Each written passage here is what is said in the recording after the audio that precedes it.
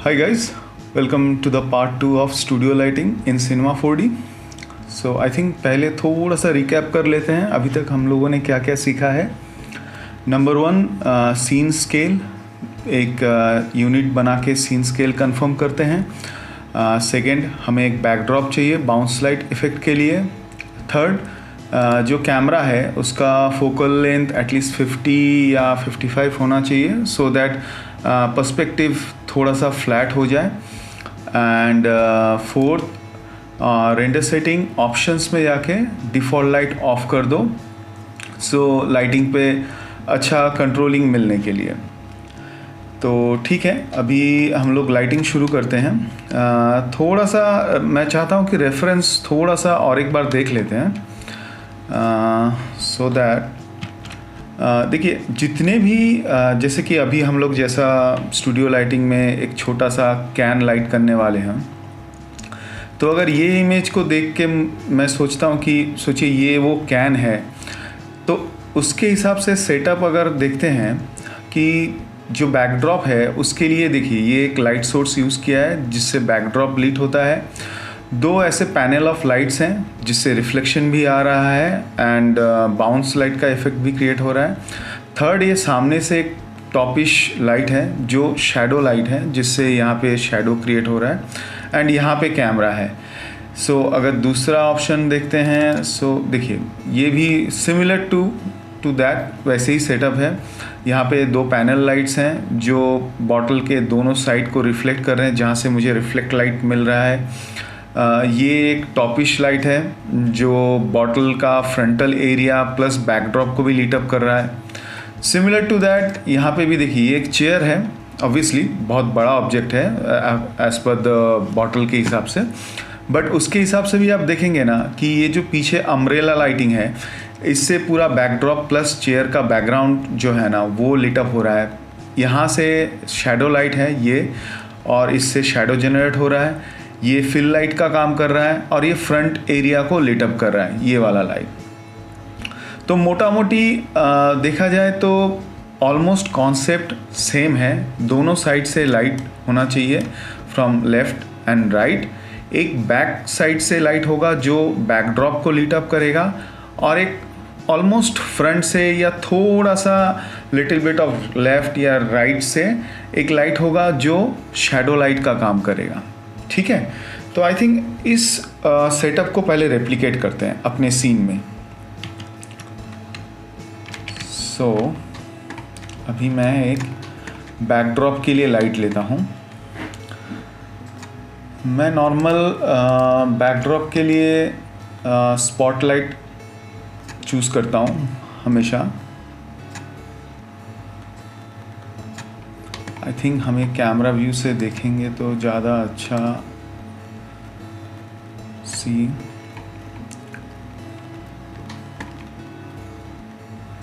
इसको थोड़ा कम कर देते हैं।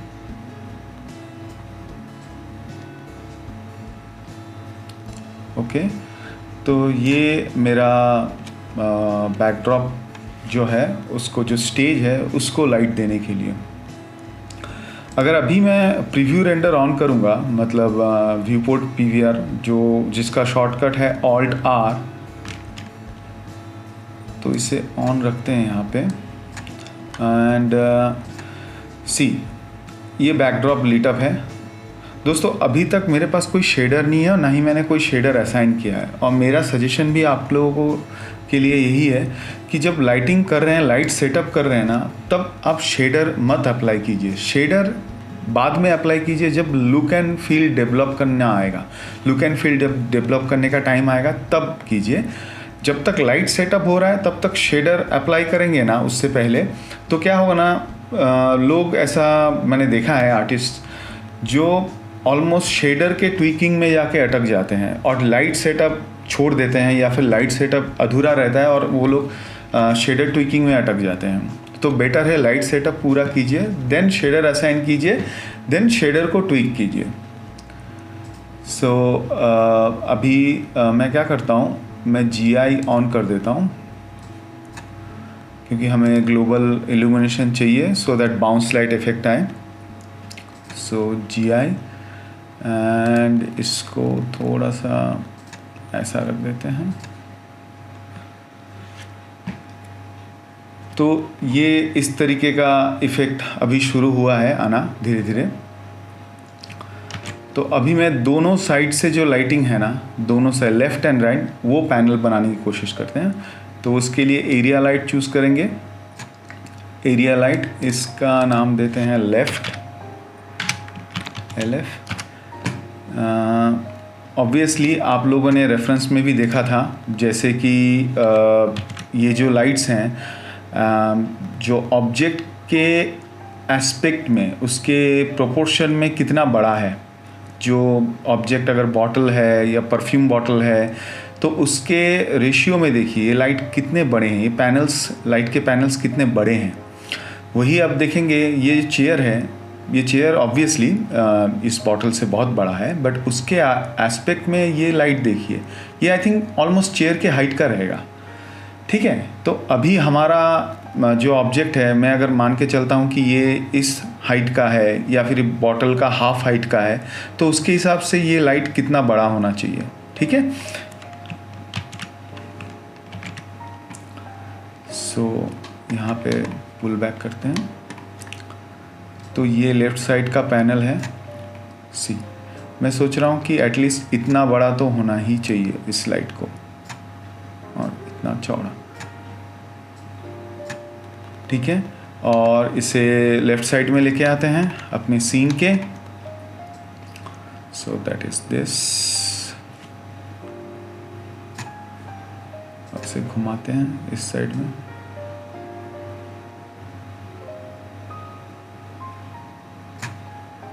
$90 अराउंड, थोड़ा ऐसा, और ऑब्जेक्ट से ज़्यादा दूर नहीं है, सब almost near to near object के नज़दीकी हैं। सेम साइड, सेम और एक लाइट हम इस साइड में भी डालेंगे, राइट साइड में। कंट्रोल ड्रैग डुप्लीकेट करने के लिए रीनेम करते हैं, लेफ़्ट है RT राइट, एंड ऑपोजिट करने के लिए जस्ट X में माइनस वैल्यू, एंड ये 90 -90 रोटेशन। सो बोथ साइड में मुझे लाइट मिला है। अब ऑलरेडी यहाँ पे इफेक्ट देख पा रहे हैं। अगर इन दोनों लाइट को मैं ऑफ़ कर देता हूँ तो सी, अभी इन दोनों लाइट की वजह से यहाँ पे लेफ़्ट और राइट में लाइट आया है। अभी प्रीव्यू रेंडर करके देखते हैं।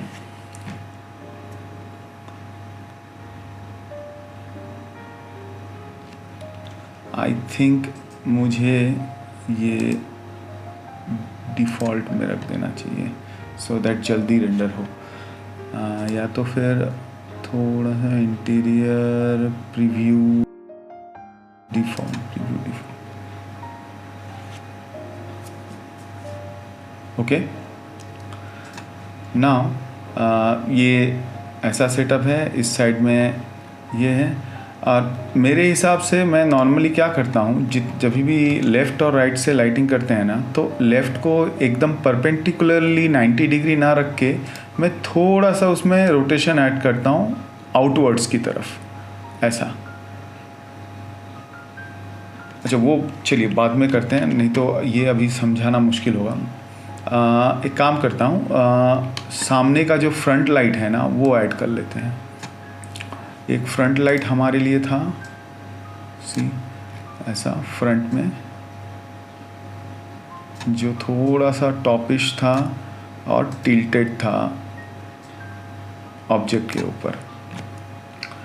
ठीक है, सो आई थिंक हमारा जो लाइट सेटअप हमने वहाँ पे ऑब्ज़र्व किया था वो ऑलमोस्ट डन है। फ्रंट लाइट को थोड़ा सा आई थिंक लेफ़्ट या राइट, जैसा भी, मैं थोड़ा लेफ़्ट ले लेता हूँ ऐसे। अभी ये फ्रंट लाइट है ना, यही हमारा शैडो लाइट बनेगा। ओके,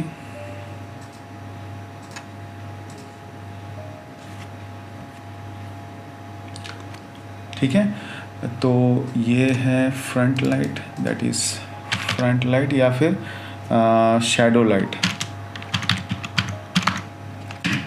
तो ये शैडो लाइट है, ये this is backdrop, this is BG light,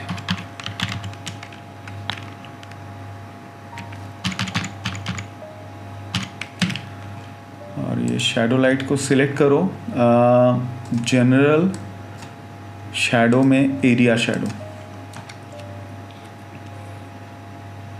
C shadow आ गया।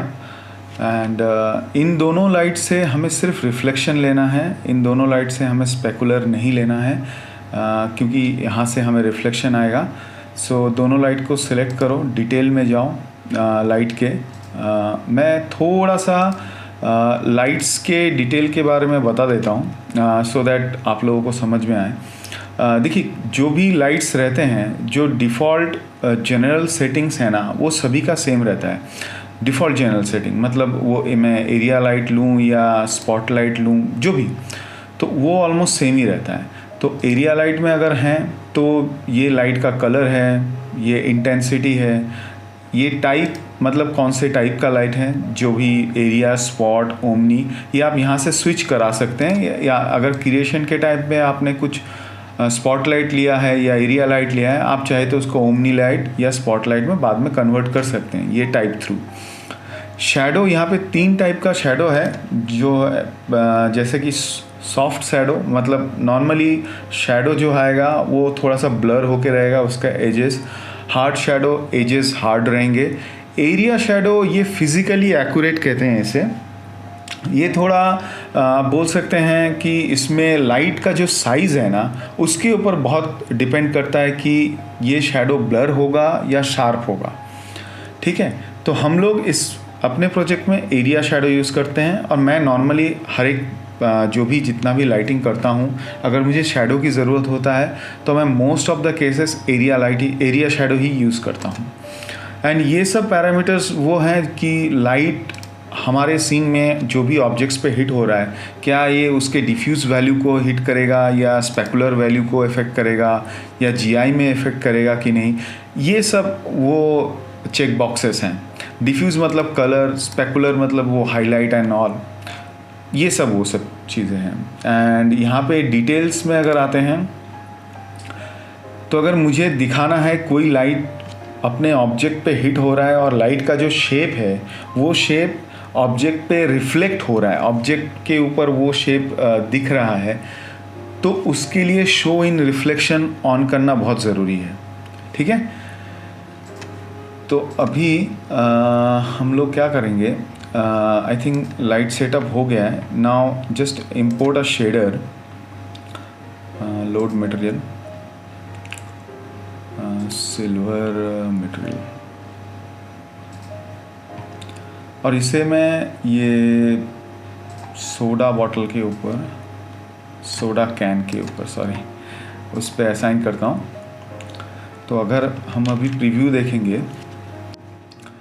ये जो ऑब्जेक्ट अभी आया है ना, ये अभी जो लाइटिंग अभी दिख रहा है ऑब्जेक्ट के ऊपर, यहाँ पे एक चीज़ मिसिंग है। वो क्या है, अगर हम लोग रेफरेंस में जाते हैं, जो रेफरेंस में लाइट्स के अलावा भी और एक चीज़ है, वो है एनवायरनमेंट। लाइट पे एनवायरनमेंट का भी बहुत इफ़ेक्ट होता है ऑब्जेक्ट्स के लाइट्स पे। जैसे कि ये चेयर इस एनवायरनमेंट में है, तो आई थिंक कुछ ना कुछ तो एनवायरनमेंट का बाउंस ऑब्जेक्ट पे आता ही होगा। जैसे कि यहाँ पे ये बॉटल है, तुम आई नो कि इस साइड में डार्क है, इस साइड में ब्राइट है, बट एंटायरली ओवरऑल एक एनवायरनमेंट है।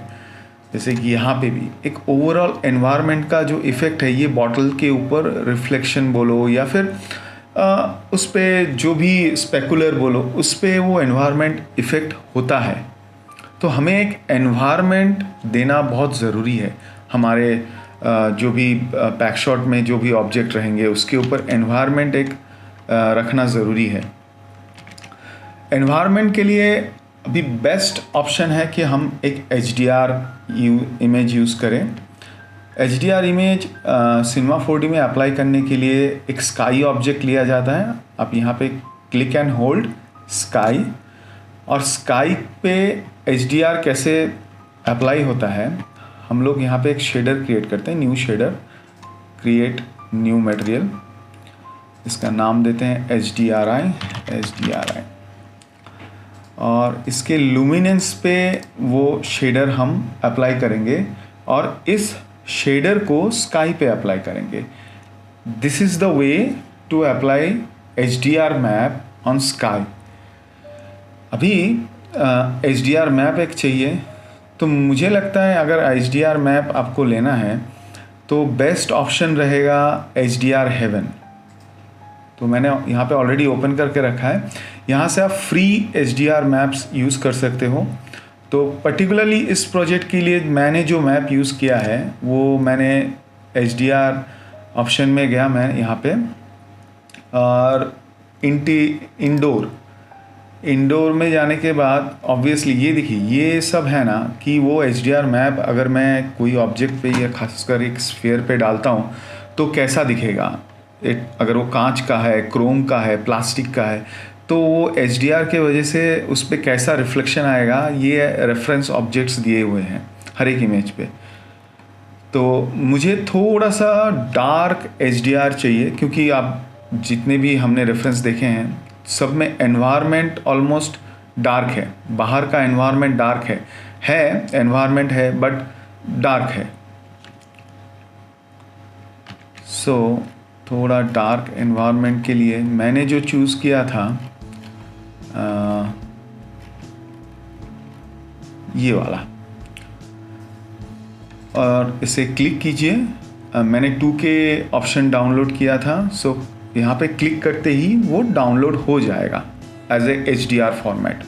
ठीक है, सो मैंने ऑलरेडी डाउनलोड कर लिया है, तो मुझे जस्ट इंपोर्ट करना है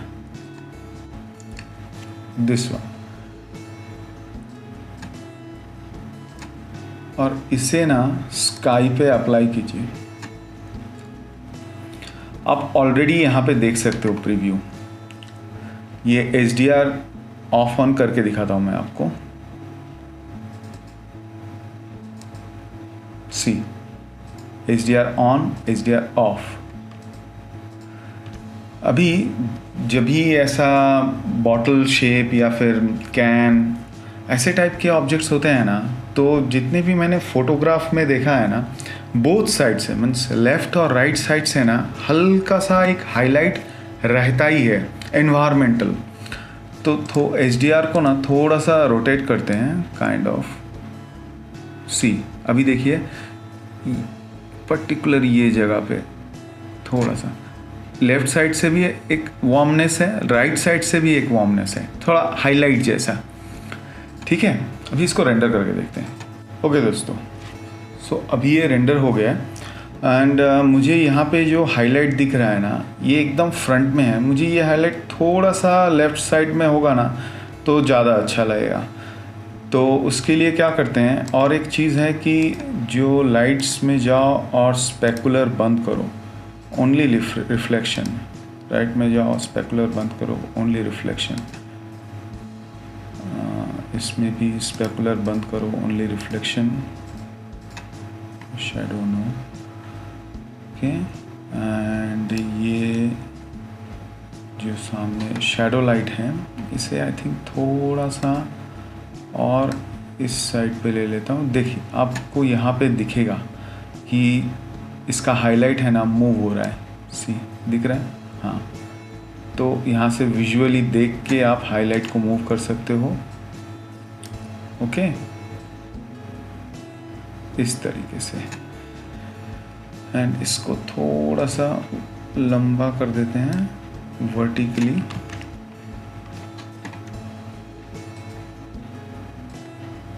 हल्का सा, दैट्स ऑल। ओके, एंड चलिए रेंडर करके देखते हैं दोबारा। थोड़ा सा हाई रेज रेंडर करते हैं। हाई रेज रेंडर के लिए सैम्पलिंग सब डिवीज़न को 8 रख रहा हूँ मैं। Okay, so just render it. इसका जो रिफ्लेक्शन ब्रॉडनेस है ना वो थोड़ा कम करता हूँ। ये लेफ़्ट साइड और राइट साइड का अराउंड इतना रखते हैं। काइंड यहाँ पे जो दिख रहा है ना उतना रखता हूँ मैं। एंड थोड़ा सा पीछे लेते हैं। एंड अगेन राइट साइड का भी थोड़ा कम करते हैं और थोड़ा सा पीछे रखते हैं, ऐसा अराउंड। ओके, देखिए लाइटिंग तो अभी सेटअप हमारा रेडी है, अभी जस्ट हम लाइट से आर्ट डायरेक्ट कर रहे हैं अपने ऑब्जेक्ट को। हम लोग ऐसा कुछ पैरामीटर्स नहीं मूव कर रहे हैं, जस्ट लाइट्स को मूव करेंगे थोड़ा बहुत, सो दैट जो ऑब्जेक्ट आएगा उसके हिसाब से लाइट हमारा जहाँ पे डिज़ायर हमें लगता है कि हम यहाँ पे रिफ्लेक्शन लाने वाले हैं, या फिर रिफ्लेक्शन का एरिया ब्रॉड होना चाहिए या छोटा होना चाहिए, जो भी, तो उस हिसाब से हम थोड़ा अपने लाइट को एडजस्ट करेंगे। जैसे कि मुझे ऐसा लगता है कि ये लेफ़्ट साइड से थोड़ा मुझे ब्रॉड रिफ्लेक्शन चाहिए, राइट साइड में थोड़ा पतला रिफ्लेक्शन चाहिए। तो इसके लिए मैंने लेफ़्ट साइड के लाइट को थोड़ा ब्रॉड रखा है और राइट साइड के लाइट को थोड़ा सा इस साइड में थोड़ा सा पतला रखा है रिफ्लेक्शन को। अभी मुझे चाहिए कि यहाँ पे ये एरिया पे भी ना एक हाईलाइट हो जाए, ये पर्टिकुलर एरिया पे। तो उसके लिए नॉर्मली क्या होता है, जब हम लोग कोई एक पर्टिकुलर एरिया को हाईलाइट करने की कोशिश करते हैं तो सीन में लाइट लाओ और वहाँ पे ले जाके एडजस्ट करो, बार बार इधर देखो, कैमरा व्यू से देखो कि वो एरिया में हिट हो रहा है या नहीं हो रहा है। तो उसके लिए सिनेमा 4D में एक अच्छा ऑप्शन है लाइट टूल करके। कैसे काम करता है मैं आपको दिखाता हूँ। एक लाइट लिया, जस्ट एक एरिया लाइट लेते हैं, थोड़ा सा ऑब्जेक्ट से दूर कर लेते हैं उसे, एंड इसे हम लोग दैट इज हाईलाइट।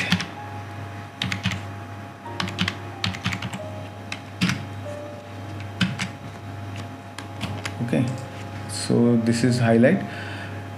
अभी हाईलाइट को सिलेक्ट किया है मैंने, टूल, लाइटिंग टूल।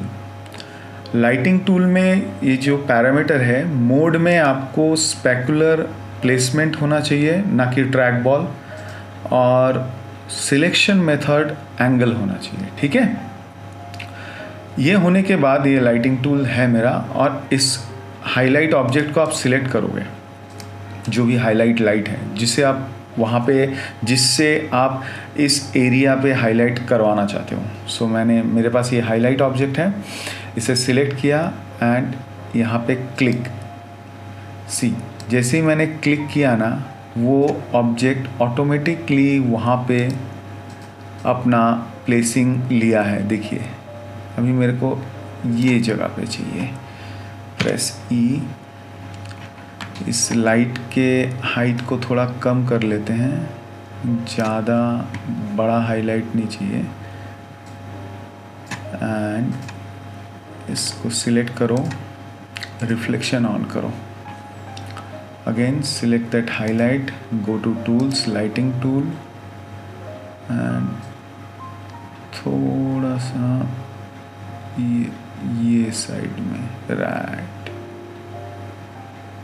है ना। ठीक है, तो अभी अगर मैं इसे रेंडर करके देखता हूँ, थोड़ा सा ये वाला एरिया,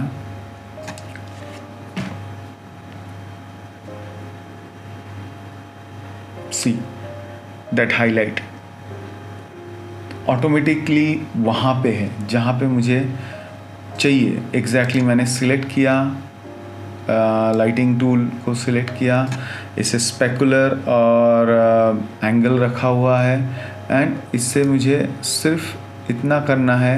ये देखिए मैं इसे मूव भी कर सकता हूँ लाइट को।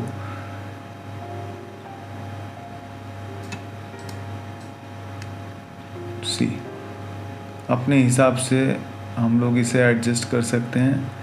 ये रहा, ओके। और ये हाईलाइट थोड़ा सा डल कर देते हैं इसे, हल्का सा, अराउंड 70-75। ओके, अभी बैकड्रॉप पे भी एक शेडर देना बहुत ज़रूरी है। सो डबल क्लिक और create new shader, what ever, double click. ये हमारा BG है, so this is BG। Reflection बंद करते हैं, कलर्स इसे अराउंड 50% अराउंड रखते हैं, और बैकड्रॉप को असाइन करते हैं। सो ये मेरा बैकड्रॉप पे गया, and I think render again. So let's render it. Okay, I like the reflection and all, मुझे तो अच्छा ही लग रहा है। अभी सिर्फ इसमें एक चीज़ ऐड करना है, that is a top light. So light select करो, रोटेशन दैट शुड बी -90 से बड़ा करते हैं थोड़ा, टॉप लाइट है, एंड ऊपर लेते हैं एंड टॉप लाइट को again no specular, only reflection. And render settings में सिर्फ ग्लोबल, इसको आप इंटीरियर डिफ्यूज हाई कर दीजिएगा एंड इफ़ेक्ट्स में जाके एम्बिएंट ऑक्लूजन ऑन कीजिए, बिकॉज जो ग्राउंड कांटेक्ट है वो बहुत ज़रूरी है। एंड ये इसके ऊपर भी थोड़ा सा शैडो फील होना चाहिए यहाँ पे, क्योंकि यहाँ पे कॉन्टोर एरिया है। एंड मेरे हिसाब से मैंने देखा है, पर्सनल ऑब्जर्वेशन है मेरा, ये जो पैरामीटर है ना, ये सेंटर नॉट को ना अगर मैं 20-25 तक रखता हूँ ना, लाइक 20, 23, 25, तो मुझे अच्छा रिजल्ट मिलता है उससे। ओके, एंड बाकी सब जैसा है वैसे रहने दीजिए। सो एक फाइनल रेंडर करते हैं, थिंक।